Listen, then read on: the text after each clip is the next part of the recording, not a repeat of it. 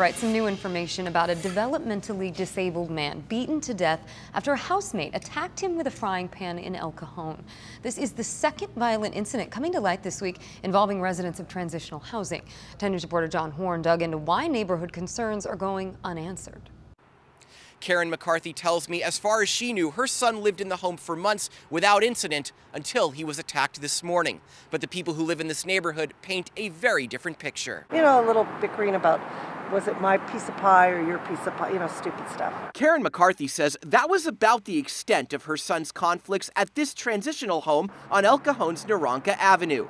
That all changed 5 a.m. Thursday when a housemate allegedly beat him to death with a frying pan. He went into the hospital as a John Doe, so they can't tell us anything over the phone. The police are recommending that we go down to the police station. Okay. And that's where we're headed. Police arrested 24-year-old Brad Payton on suspicion of murder. The county lists the residence as a transitional home to those with physical or mental disabilities.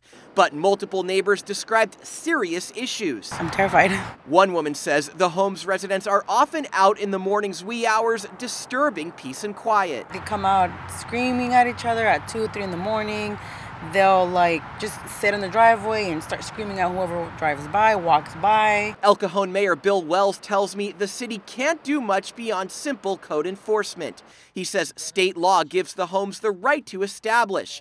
The State Department of Social Services licenses some, but not all.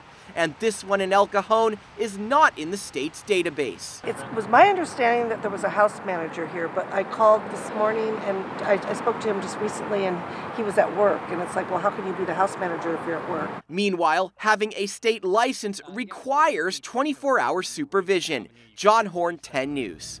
Well, we did reach out to El Cajon police to ask for the number of calls to the home. Calls to the home went to a voicemail that was full. Our emails to the management company have also gone unreturned.